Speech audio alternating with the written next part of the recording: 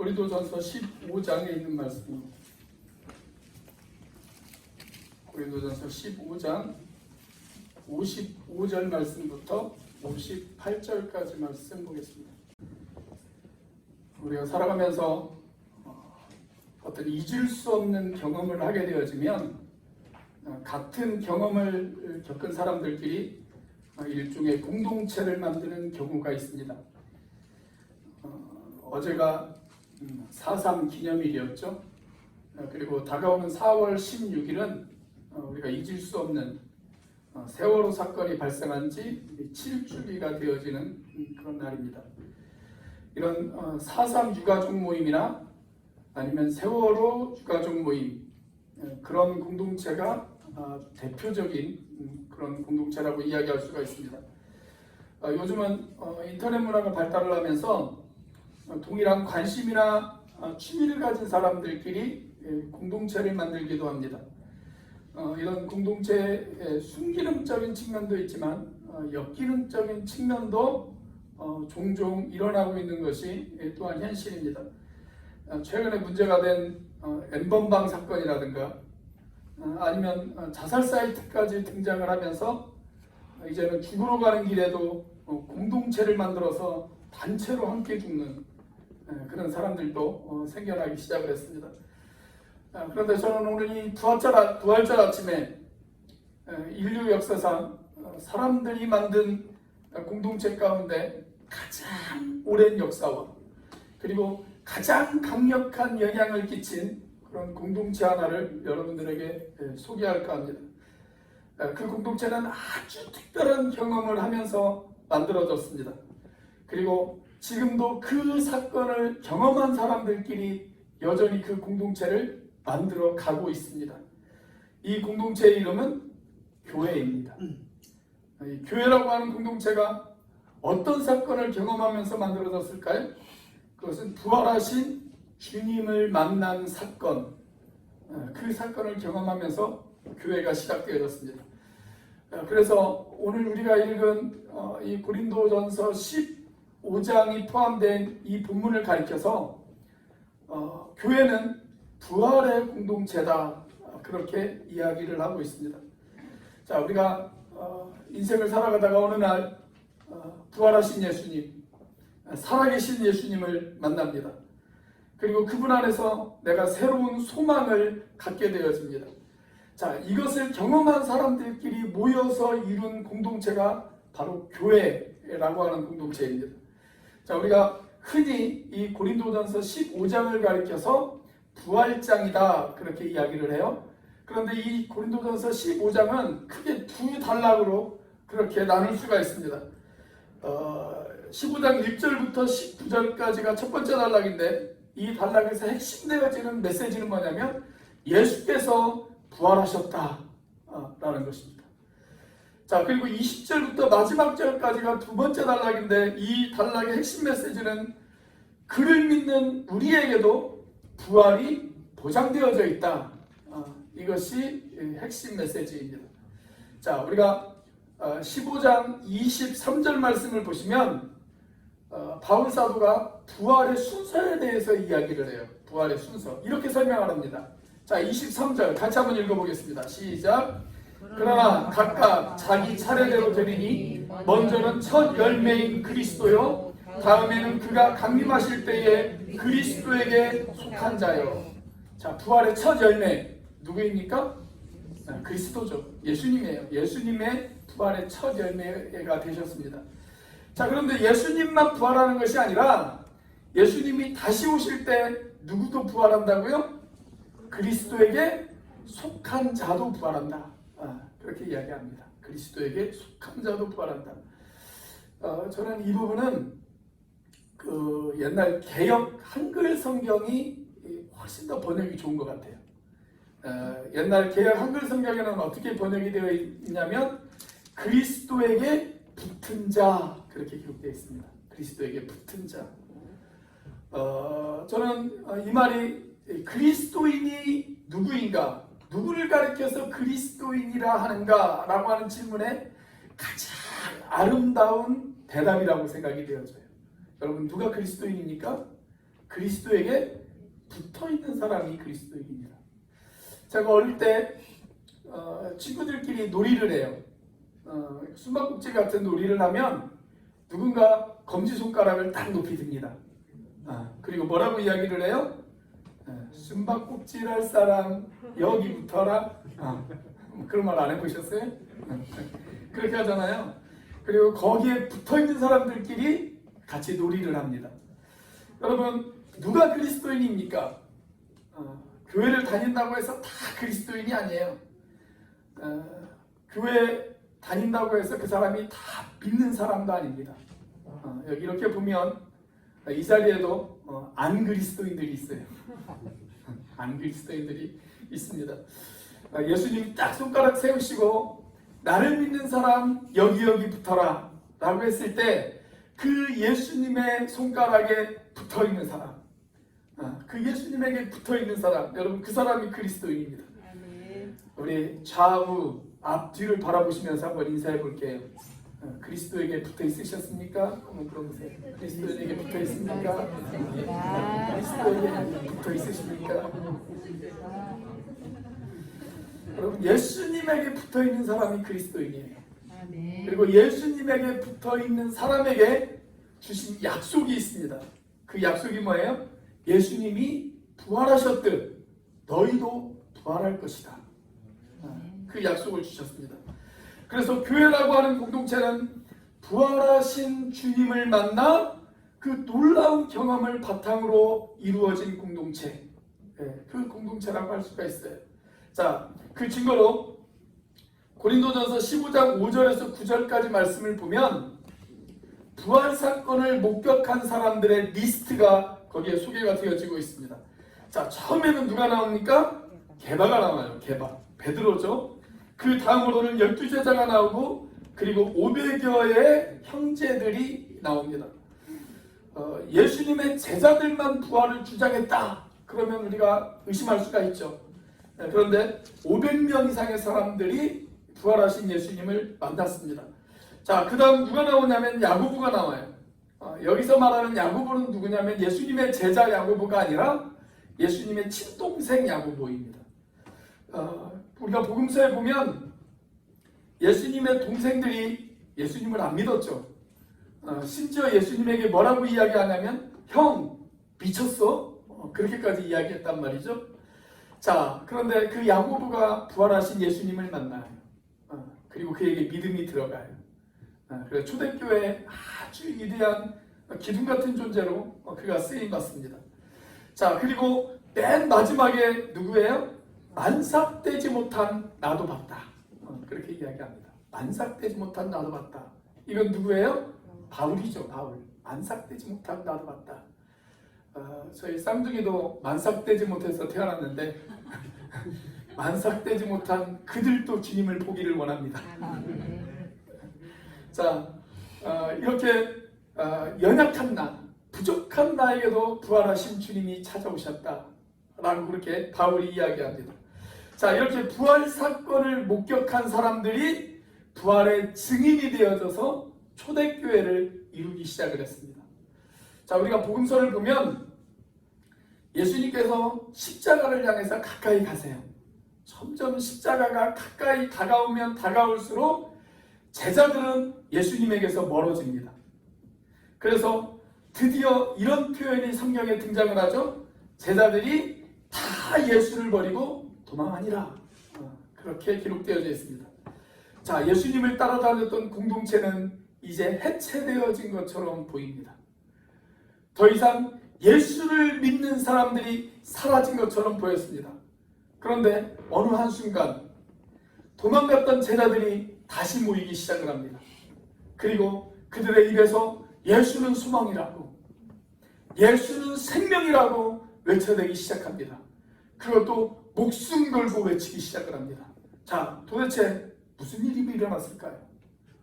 그 사이에 무슨 일이 벌어졌기에 예수님을 버리고 다 도망갔던 제자들이 이제는 목숨 걸고 예수가 부활이고 생명이라고 그들이 전하기 시작을 했을까요?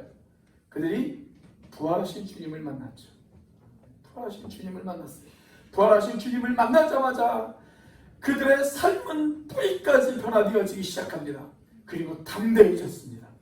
사랑하는 여러분, 오늘 저와 여러분들이 부활하신 주님을 만났다면 저와 여러분들에게도 이런 변화가 찾아오는 것이 당연하지 않겠습니까? 여러분들은 부활하신 주님을 만나셨나요?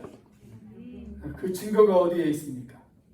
여러분들은 어떻게 변화되셨습니까? 여러분들의 삶 가운데 어떤 변화가 찾아왔습니까? 여러분, 우리가 진짜 부활하신 주님을 만나 부활의 공동체를 이루었다면 저와 여러분은 어떻게 살아야 될까요? 첫째, 감사하며 살아야 합니다. 부활의 공동체는 감사하며 살아야 됩니다.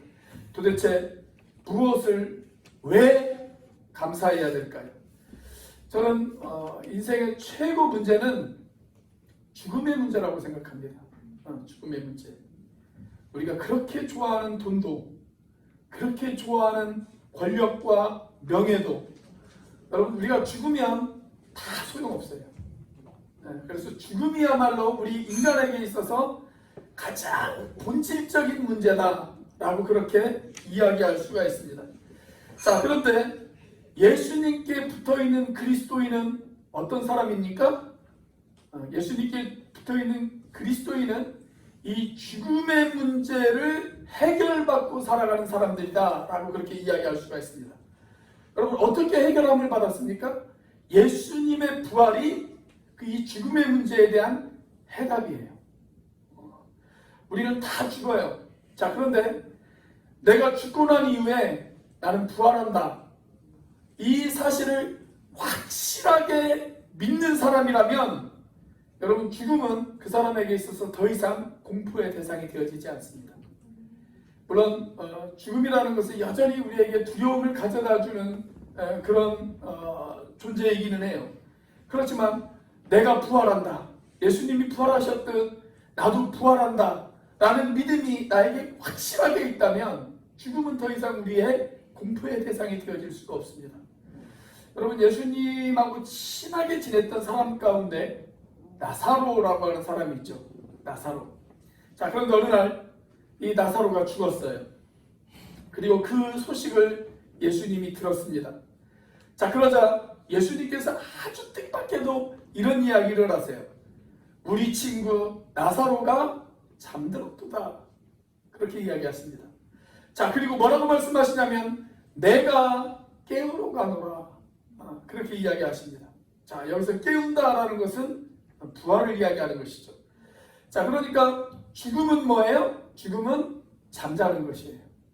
그리고 부활은 무엇입니까? 부활은 깨우는 것이에요. 여러분, 어젯밤 잘 주무셨죠?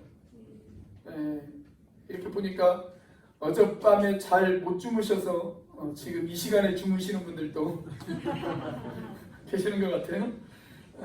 그런데 여러분, 우리가 어젯밤에 잠자리 들기 전에 혹시 남편, 아내, 자녀들 다 불러 모아놓고 내가 지금 눈을 감으면 내일 아침에 일어난다는 보장이 없어. 지금부터 내 말 잘 들어. 농협에 1,000만 원짜리 예금 통장이 있고 보험회사에 1억 원짜리 생명보험 가입되어져 있어. 혹시 이렇게 이야기하면서 떨리고 불안한 마음으로 간밤에 잠자리에 드신 분들이 혹 계십니까? 아마 그런 분들은 거의 없을 거예요. 근데 우리가 아무 생각 없이 야, 내일 주일이니까 오늘 그냥 일찍 자자, 그렇게 생각해서 주무신 분들이 거의 대부분일 것입니다. 여러분, 우리가 이렇게 지난밤 편안하게 잠을 잘 수 있는 이유, 무슨 이유 때문입니까? 내일 아침 날이 밝으면 나는 다시 일어난다라고 하는 확실한 믿음 때문에 그렇습니다. 확실한 믿음 때문에. 그 믿음 때문에 내가 간밤에 편안하게 잠을 잘 수가 있는 거잖아요. 자, 그렇다면 저와 여러분들이 부활에 대한 소망이 확실하다면 여러분, 그 부활은 잠을 자는 것과 똑같습니다. 우리는 다시 일어날 것입니다. 그리고 부활의 소망이 있는 사람에게 죽음은 더 이상 공포의 대상이 되어지지 않을 것입니다. 이 부활에 대한 확실한 믿음을 주기 위해서 예수님께서 먼저 부활의 첫 열매가 되셨어요. 자, 그러나 거기에서 끝나지 않아요. 주님만 부활한 것이 아니라 주님의 부활은 곧 우리의 부활이라고 이야기할 수가 있습니다. 그래서 저와 여러분은 부활의 승리를 보장받고 살아가는 그런 사람들입니다. 그렇다면 여러분, 저와 여러분들이 그 사실로 인해서 평생토록 감사해야 되지 않겠습니까? 자, 그래서 오늘 본문 57절을 보면 바울이 이렇게 이야기합니다. 57절 같이 한번 읽어보겠습니다. 시작. 우리 주 예수 그리스도로 말미암아 우리에게 승리를 주시는 하나님께 감사하노니. 우리에게 승리를 주시는 하나님, 주님이 죽음에서 승리하신 것처럼 저와 여러분들에게도 승리를 주신 그 하나님 앞에 감사하시는 여러분들이 되시기를 주의 이름으로 축원합니다. 아멘. 자, 바울이 이 감사를 어떻게 표현을 합니까? 찬양으로, 노래로 표현해요. 찬양으로 표현합니다. 여기 55절과 56절은요 노래입니다. 노래. 원래 호세아서에 기록되어 있는 말씀인데 원래는 이게 노래예요. 노래 가사예요.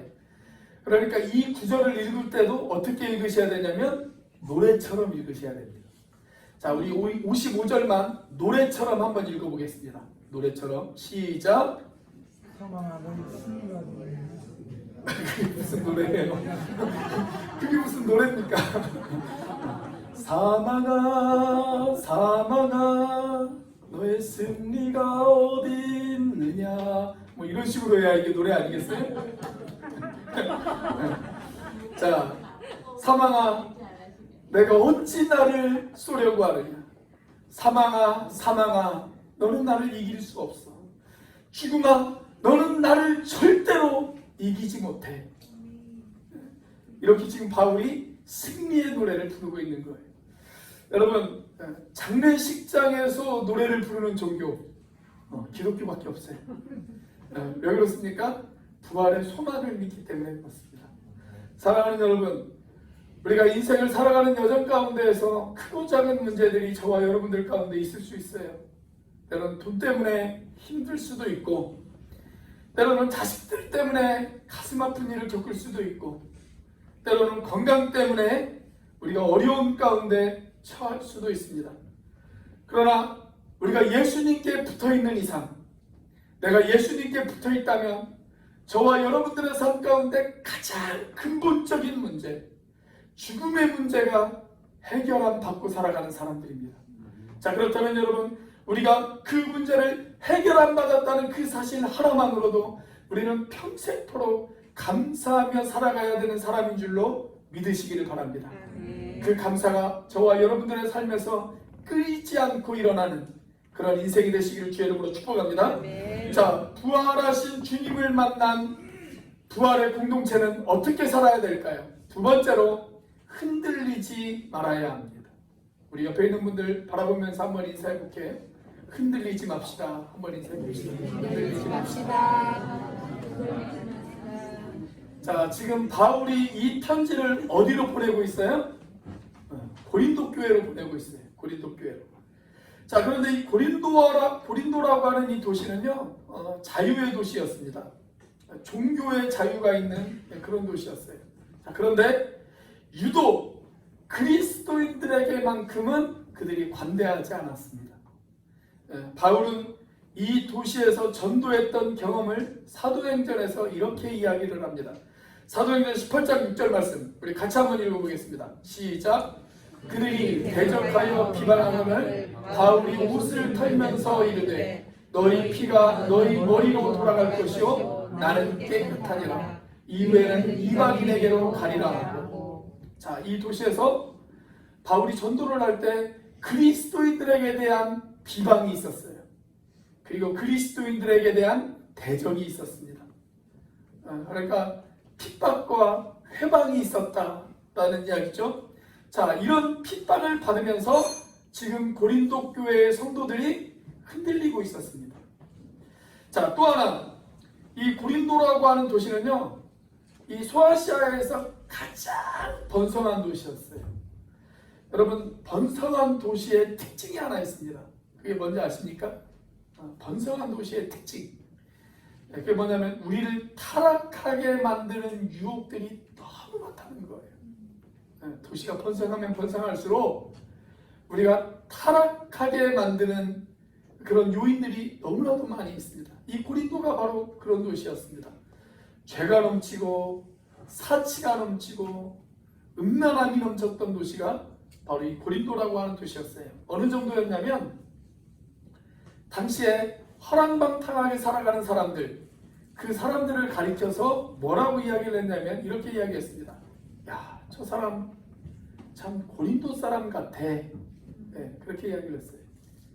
그러니까 방탕한 사람의 대명사, 가장 타락한 도시가 바로 고린도라고 하는 이 도시였어요. 자, 그런데 바울이 이 고린도에 가서 복음을 전했습니다. 그리고 그 도시에서 복음을 받아들인 사람들이 있습니다.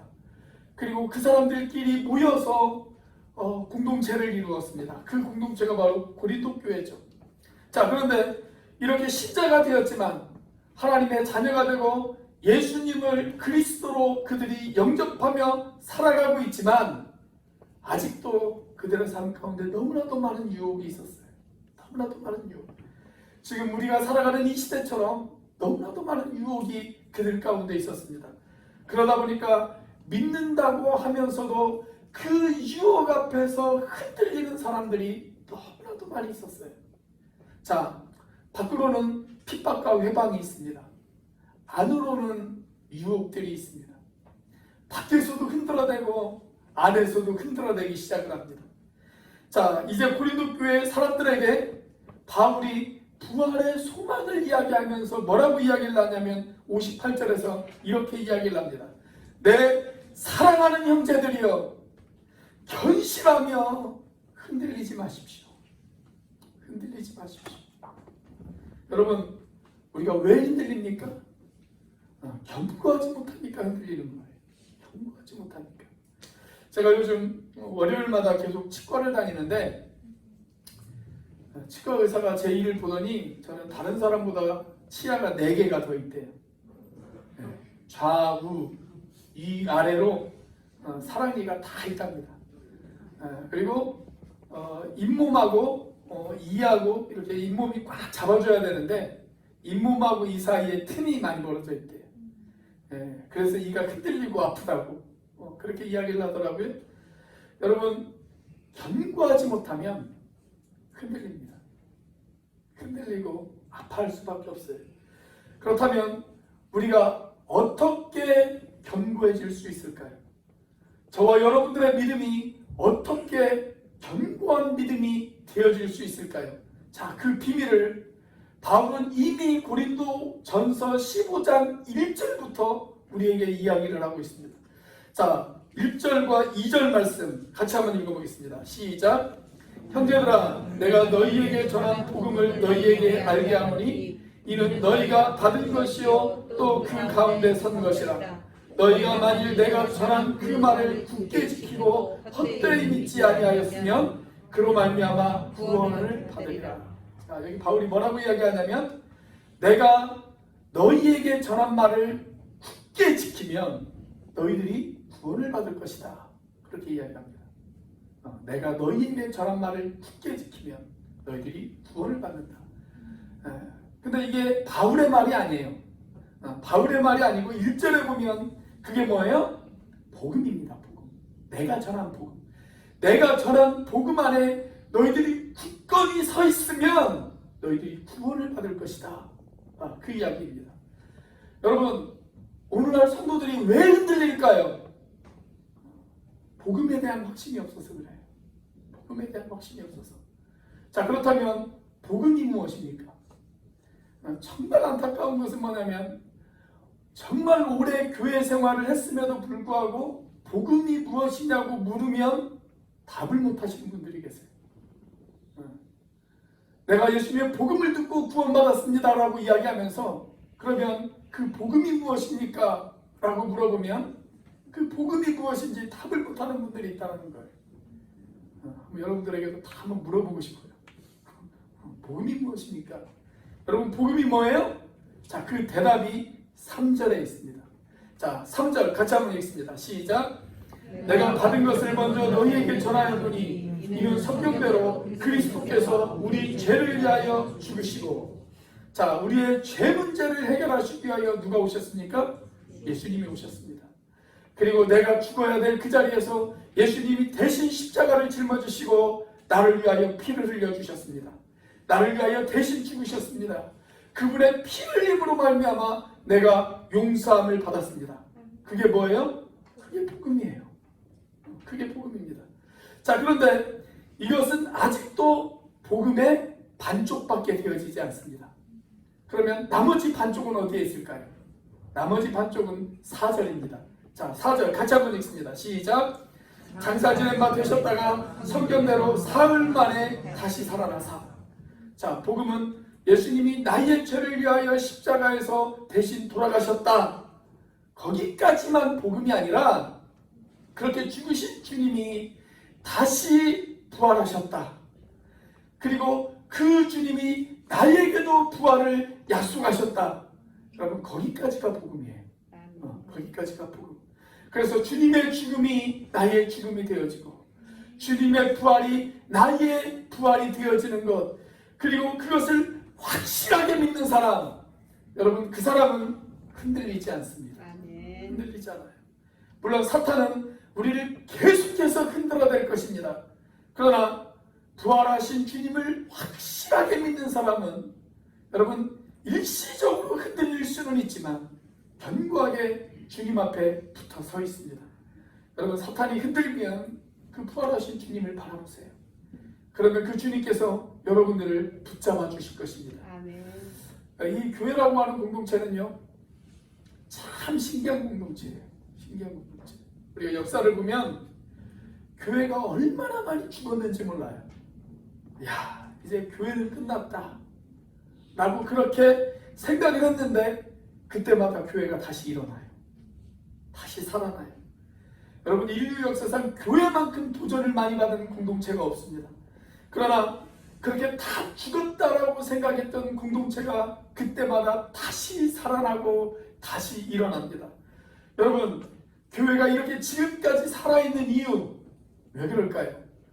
이 교회의 머리 되신 분이 바로 살아계신 주님, 부활하신 주님, 그 주님이 이 교회의 머리가 되셨고 이 교회의 주인이 되셨기 때문에 그렇습니다.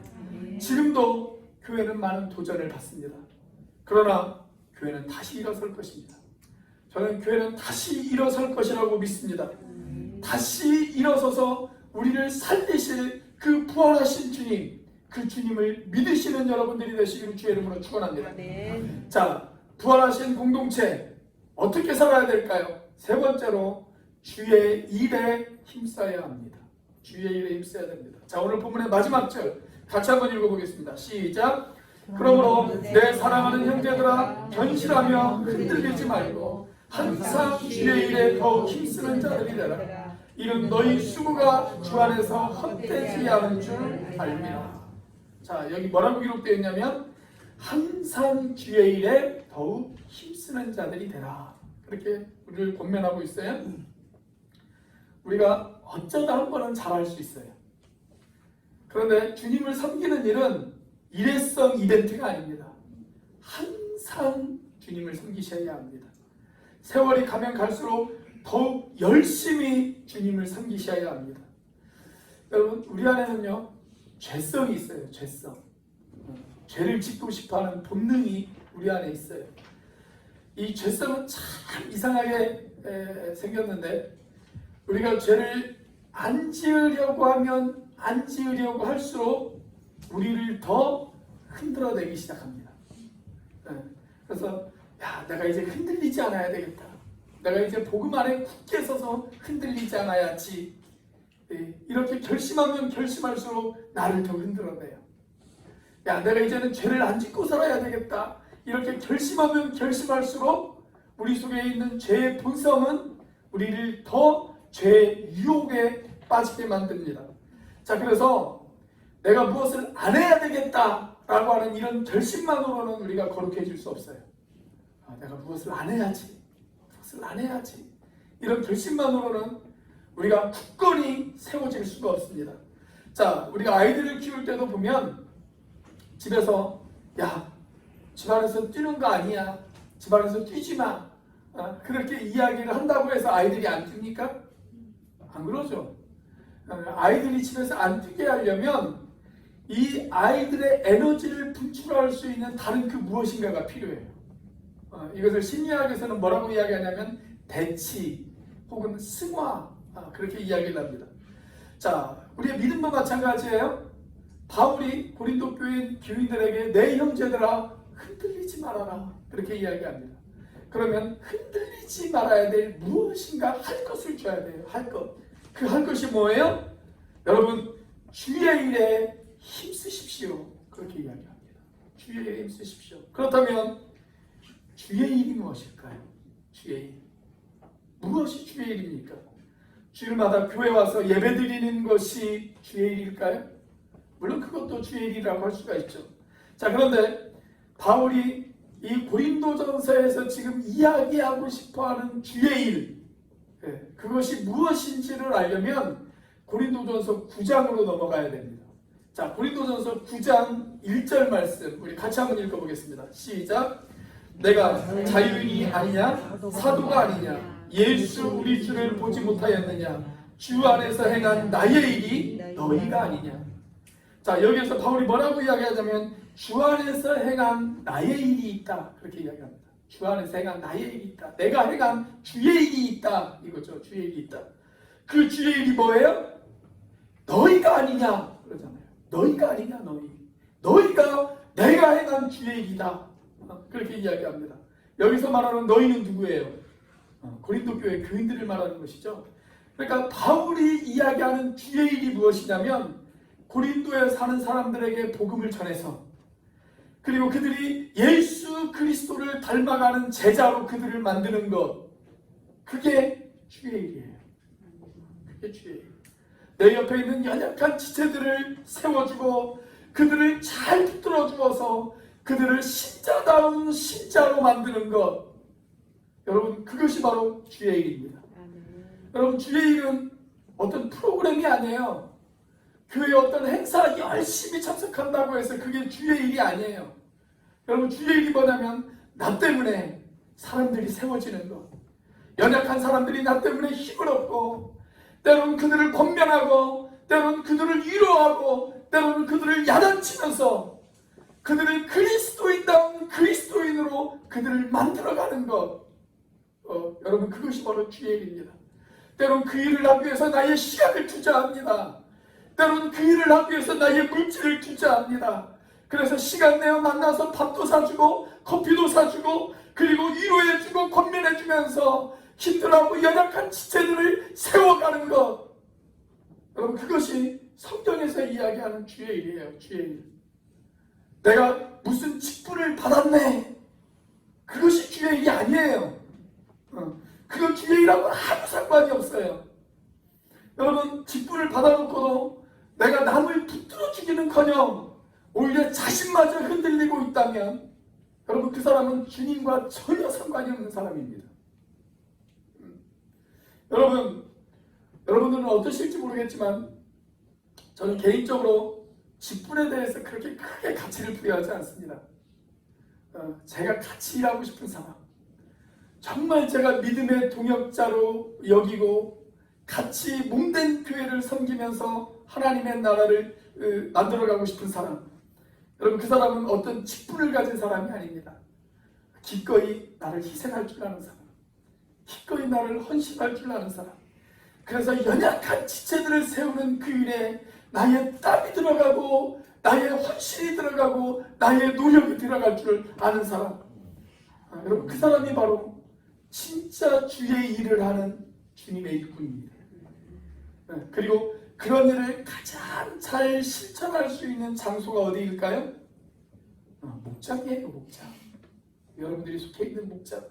그 목장 안에서 깨어지고 부셔지면서 사람들을 섬기는 훈련, 사람들을 사랑하는 훈련, 사람들을 세워주는 훈련을 할 수 있는 장소, 바로 거기가 바로 목장입니다.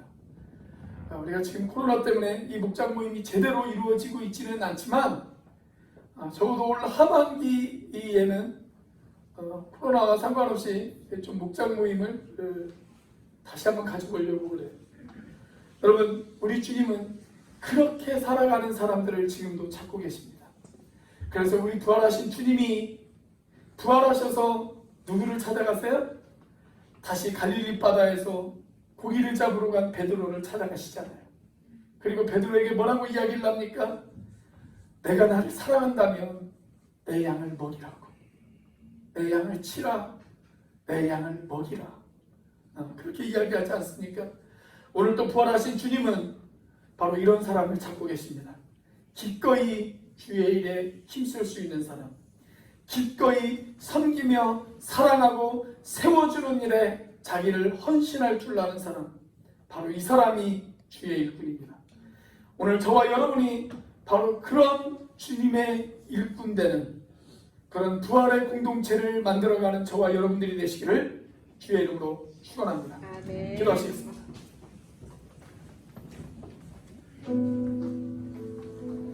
우리 시간 함께 기도하기를 원합니다.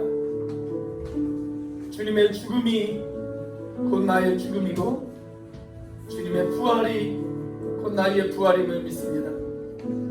그러기에 감사하며 살겠습니다. 밖에서 오는 핍박과 안에서 오는 유혹으로부터도 흔들리지 않고 살아가겠습니다. 무엇보다 항상 주의 일에 힘쓰며 살겠습니다. 부활하신 영광의 그 주님을 선포하며 살아가겠습니다. 우리 이런 기도 제목을 가지고 함께 기도하도록 하겠습니다. 같이 기도합니다. 할렐루야. 살아계시며 역사하시는 하나님 아버지 감사합니다. 아버지 하나님 인도하여 주시옵소서. 부활의 주님, 아버지 하나님 그 승리하신 주님을 만나기를 원합니다. 주님의 부활이 곧 나의 부활입니다. 아버지 하나님 그러기에 하나님 감사하며 살겠습니다. 아버지 하나님 나에게 부활을 약속하신 주님, 아버지 하나님 죽음을 이기신 그 주님께서 나에게도 그 승리를 약속하여 주셨음을 믿습니다. 아버지 하나님 그래서 감사합니다. 아버지 하나님 그래서 흔들리지 않겠습니다. 유혹 옆에도 흔들리지 않겠습니다. 하나님 핍박 옆에도 흔들리지 않겠습니다. 하나님 무엇보다 하나님 주의 일에 힘쓰겠습니다. 아버지 하나님 연약한 지체들, 나약한 지체들, 힘들어하는 지체들, 그들을 섬겨 하나님 없는 그 그대 만들어가는 그 일에 하나님 우리 영혼을 흔들고 생명을 그 안에 생기기를 축원합니다. 오 하나님 도와주시옵소서. 하나님 그러하는 시간을 하여 주옵소서. 그러한 인생이 되어 주시옵소서. 하나님 주시옵소서. 아버지 구하신 그 영광의 주님을 선포하며 살아가는 생명이 하여 주시옵소서.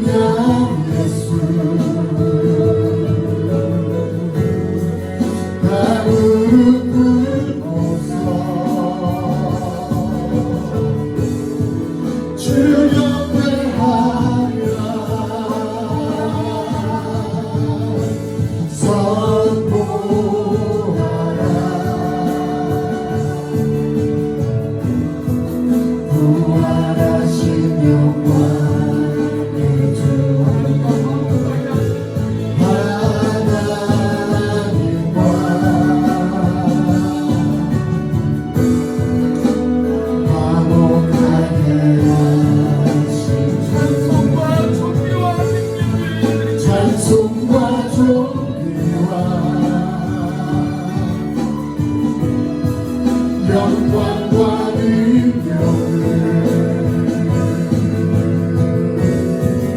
영원토록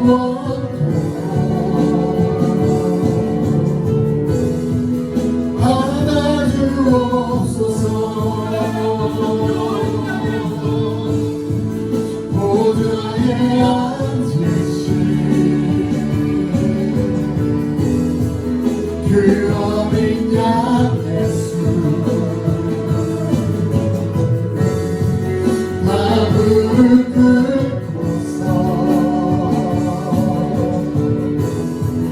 주영배하리라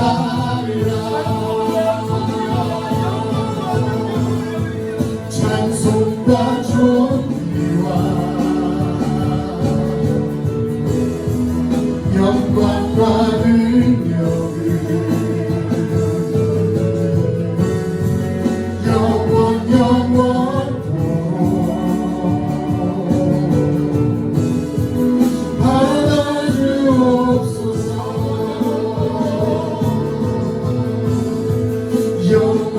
영원토록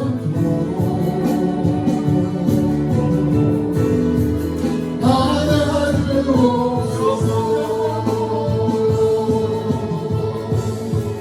영원토록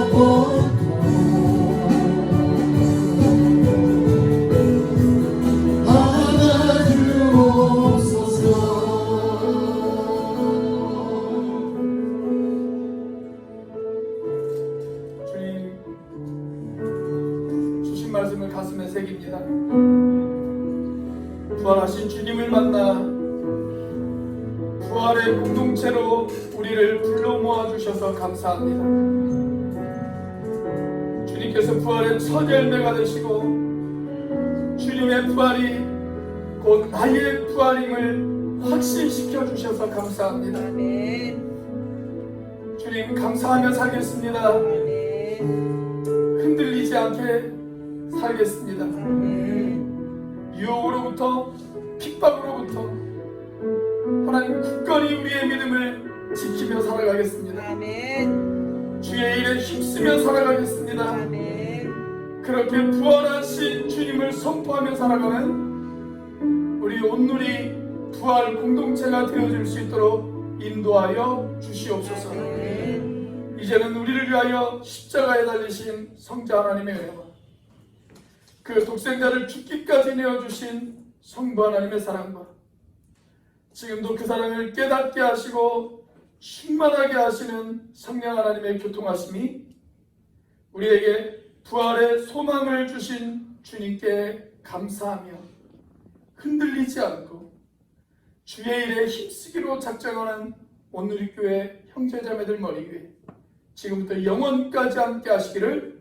간절히 축원하옵나이다. 아멘.